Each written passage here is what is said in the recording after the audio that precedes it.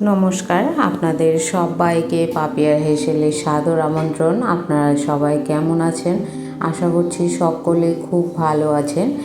আজকে যে রেসিপিটি আমি আপনাদের সামনে নিয়ে চলে এসেছি, এই রেসিপিটি খুবই সহজে আর যে কোনো মাছ দিয়ে করতে পারেন, আর এটি খেতে দুর্দান্ত লাগে।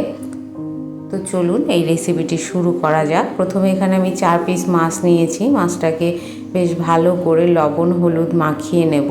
লবণ হলুদ মাখিয়ে নিয়ে এটা মোটামুটি আধা ঘন্টার মতন রেস্টের জন্য রেখে দিয়েছি। আপনারা চাইলে মাছটাতে লবণ হলুদ মাখিয়ে সঙ্গে সঙ্গে ভেজে নিতে পারেন, তবে লবণ হলুদ মাখিয়ে মাছটা কিছুক্ষণ রেখে দিলে এর ভেতরে লবণ হলুদটা বেশ ভালোভাবে ঢোকে। সেজন্য আমি এখানে 30 মিনিটের মতন রেখে দিয়েছিলাম।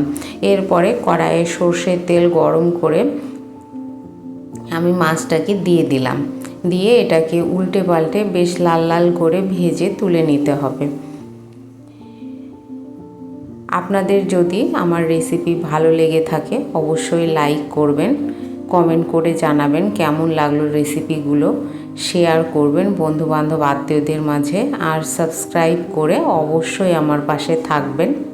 এই যে দেখুন মাছগুলো বেশ লালচে করে ভেজে নিয়েছি। এবার এটাকে তুলে নেব।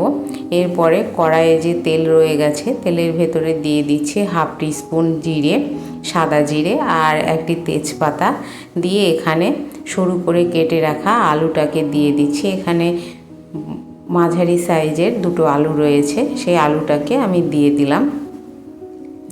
দিয়ে আমি এর ভেতরে দিয়ে দেব পরিমাণ মতন লবণ হলুদ, দিয়ে এই আলুটাকে বেশ ভালো করে ভেজে নিতে হবে। ভেজে নিয়ে আমি এখানে দিয়ে দিচ্ছি একটি মশলা। এখানে রয়েছে একটি মাঝারি সাইজের পেঁয়াজ, 1/2 টিস্পুন সাদা জিরে, 2টো শুকনো লঙ্কা আর 1/2 ইঞ্চি মতন আদা। এটা একসঙ্গে ভালো করে বেটে নিয়েছি, নিয়ে সেটাকে দিয়ে দিলাম। দিয়ে এই আলু আর মশলাটাকে বেশ ভালো করে কষিয়ে নিচ্ছি। এই পেঁয়াজটা যেন কাঁচা গন্ধটা না থাকে সেই পর্যন্ত আমাদেরকে ভেজে নিতে হবে। ভালো করে ভেজে নিয়ে আমি পরিমাণ মতন জল দিয়ে দিলাম। দিয়ে এটাকে ভালো করে ফুটিয়ে আমি আলুটাকে সেদ্ধ করে নিচ্ছি। সেদ্ধ করে নিয়েই আমি এর ভেতরে দিয়ে দেবো ভেজে রাখা মাছটাকে। এই দেখুন মোটামুটি সেদ্ধ হয়ে গেছে আর ঝোলটা অনেকটা কমে এসছে। এই মুহূর্তে আমি ভেজে রাখা মাছটাকে দিয়ে দিলাম। দিয়ে এটাকে একটুখানি নাড়াচাড়া করে মিনিট 5 মতন আর ফুটিয়ে নামিয়ে নেব।